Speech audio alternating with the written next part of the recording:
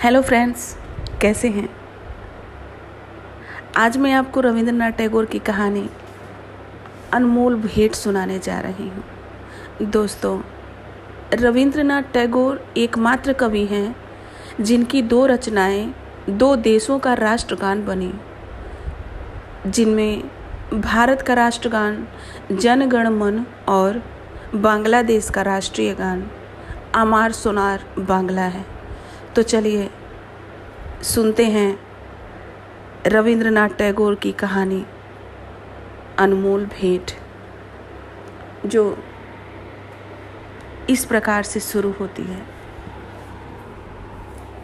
रायचरण 12 वर्ष की आयु से अपने मालिक का बच्चा खिलाने पर नौकर हुआ था।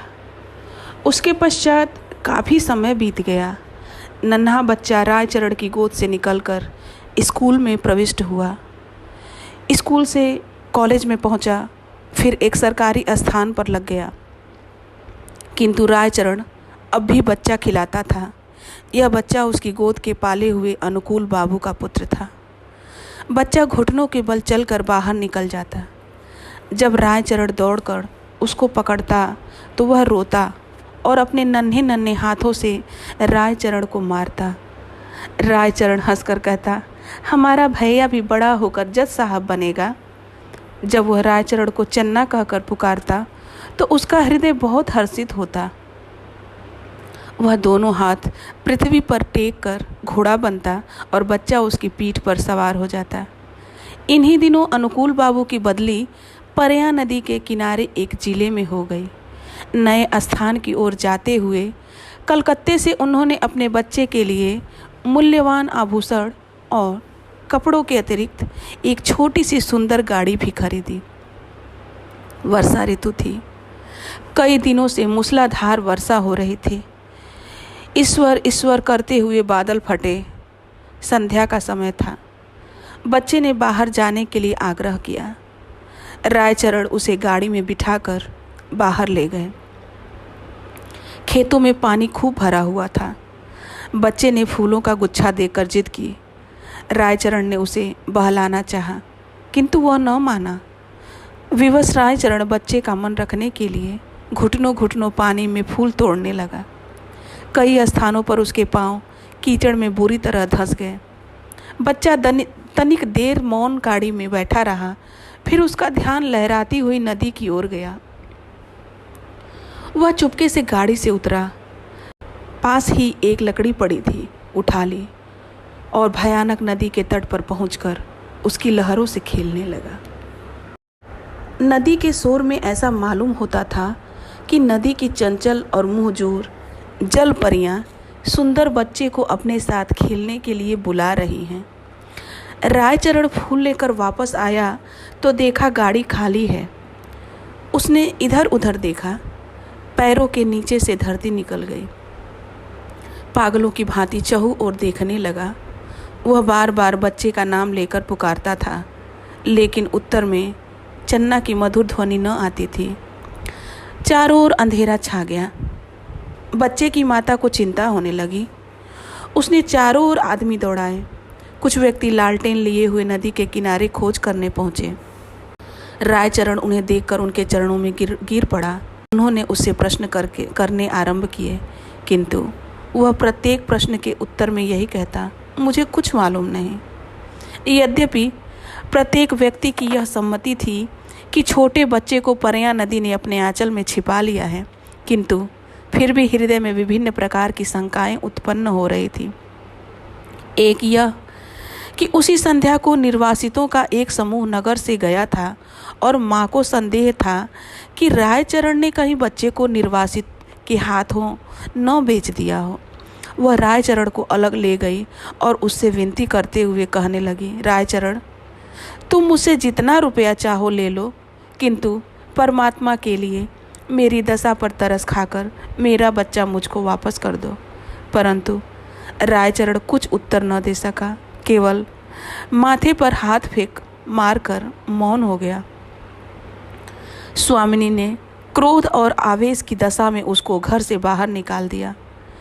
अनुकूल बाबू ने पत्नी को बहुत समझाया, किंतु माता के हृदय से शंकाएं दूर न हुई। वह बराबर यही कहती रही कि मेरा बच्चा सोने के आभूषण पहने हुए था। अवश्य इसने। रायचरण अपने गांव वापस चला गया। उसे कोई संतान न थी और न ही संतान होने की कोई संभावना थी, किंतु साल की समाप्ति पर उसके घर पुत्र ने जन्म लिया, परंतु पत्नी सूतिका गृह में ही मर गई। घर में एक विधवा बहन थी। उसने बच्चे के लालन पोषण का भार अपने ऊपर लिया। जब बच्चा घुटनों के बल चलने लगा, वह घर वालों की नज़र बचाकर बाहर निकल जाता। रायचरण जब उसे दौड़कर पकड़ता तो वह चंचलता से उसको मारता।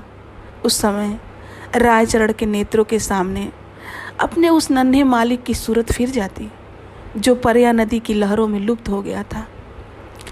बच्चे की जबान खुली तो वह बाप को बाबा और बुआ को मामा इस ढंग से कहता था जिस ढंग से रायचरण का नन्हा मालिक बोलता था।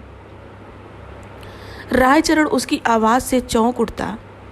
उसे पूर्ण विश्वास था कि उसके मालिक ने उसके घर में जन्म लिया है। इस विचार को निर्धारित करने के लिए उसके पास 3 प्रमाण थे। एक तो यह कि वह नन्हे मालिक की मृत्यु के थोड़े ही समय पश्चात उत्पन्न हुआ।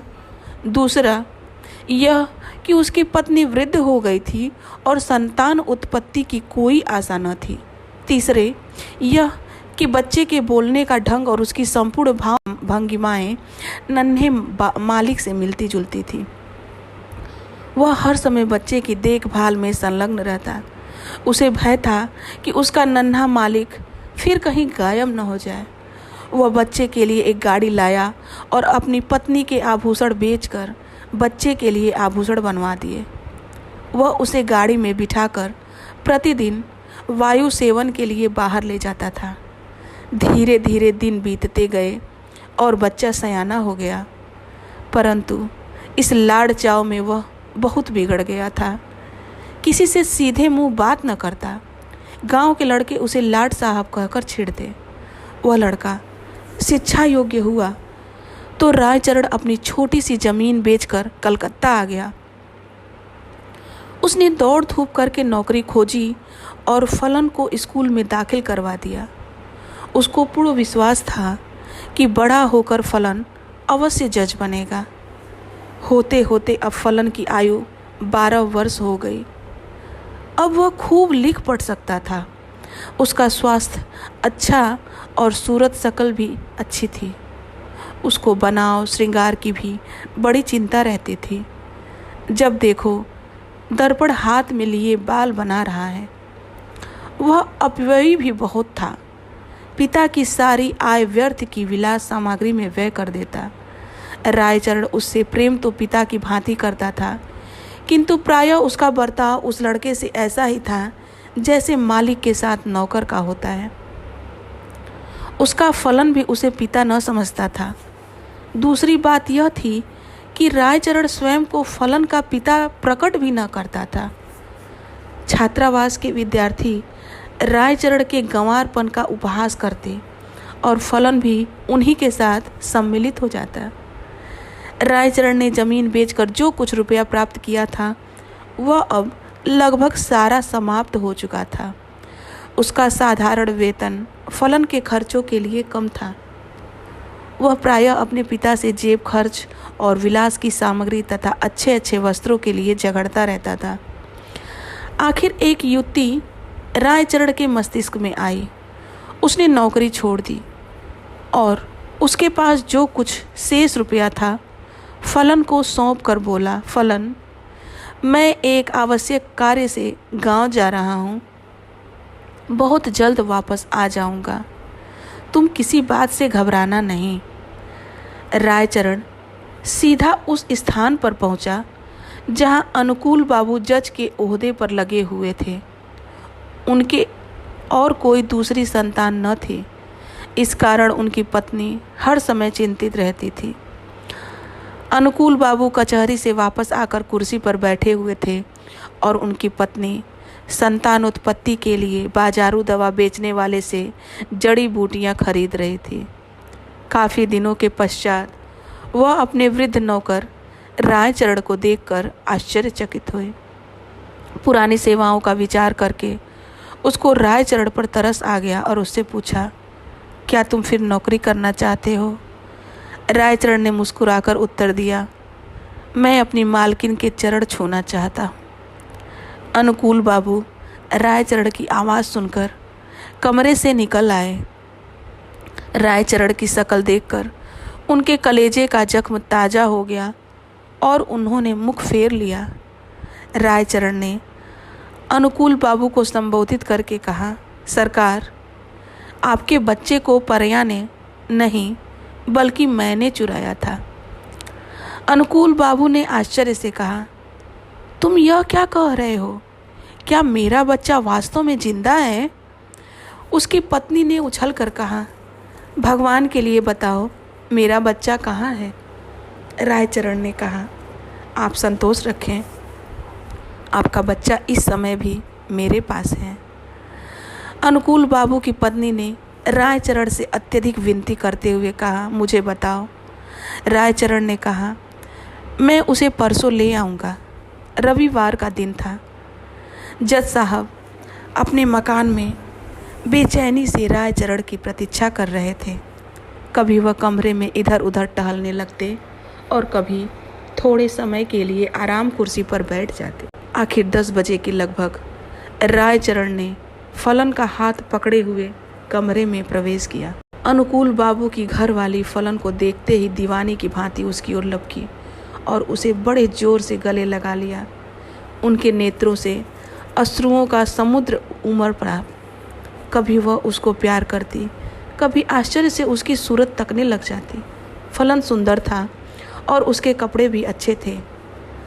अनुकूल बाबू के हृदय में भी पुत्र प्रेम का आवेश उत्पन्न हुआ, किंतु जरा सी देर के बाद उनके लिए पितृ प्रेम का स्थान कानून भावना ने ले लिया और उन्होंने रायचरण से पूछा, भला इसका प्रमाण क्या है कि यह बच्चा मेरा है?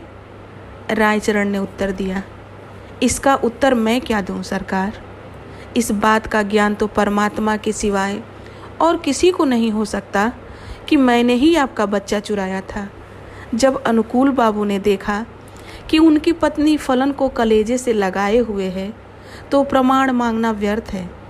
इसके अतिरिक्त उन्हें ध्यान आया कि इस गंवार को ऐसा सुंदर बच्चा कहाँ मिल सकता था और झूठ बोलने से क्या लाभ हो सकता है। सहसा उन्हें अपने वृद्ध नौकर की बेध्यानी याद आ गई और कानूनी मुद्रा में बोले, रायचरण, अब तुम यहाँ नहीं रह सकते। रायचरण ने ठंडी उसास भरकर कहा, सरकार, अब मैं कहाँ जाऊँ? बूढ़ा हो गया हूँ। अब मुझे कोई नौकर भी न रखेगा। भगवान के लिए अपने द्वार पर पड़ा रहने दीजिए। अनुकूल बाबू की पत्नी बोली, रहने दो, हमारा क्या नुकसान है? हमारा बच्चा भी इसे देखकर प्रसन्न रहेगा। किंतु अनुकूल बाबू की कानूनी नस भड़की हुई थी। उन्होंने तुरंत उत्तर दिया, नहीं, इसका अपराध बिल्कुल क्षमा नहीं किया जा सकता। रायचरण ने अनुकूल बाबू के पांव पकड़ते हुए कहा, सरकार, मुझे न निकालिए। मैंने आपका बच्चा नहीं चुराया था, बल्कि परमात्मा ने चुराया था। अनुकूल बाबू को गवार की इस बात पर और भी अधिक क्रोध आ गया। बोले, नहीं, अब मैं तुम पर विश्वास नहीं कर सकता। तुमने मेरे साथ कृतज्ञता की है। रायचरण ने फिर कहा, सरकार, मेरा कुछ अपराध नहीं। अनुकूल बाबू त्योरियों पर बल डालकर कहने लगे, तो फिर किसका अपराध है? रायचरण ने उत्तर दिया, मेरे भाग्य का। परंतु शिक्षित व्यक्ति भाग्य का अस्तित्व स्वीकार नहीं कर सकता। फलन को जब मालूम हुआ कि वह वास्तव में एक धनी व्यक्ति का पुत्र है, तो उसे भी रायचरण की इस चेष्टा पर क्रोध आया कि उसने इतने दिनों तक क्यों उसे कष्ट में रखा। फिर रायचरण को देखकर उसे दया भी आ गई और उसने अनुकूल बाबू से कहा, पिताजी, इसको क्षमा कर दीजिए। यदि आप इसको अपने साथ नहीं रखना चाहते तो इसकी थोड़ी पेंशन कर दें।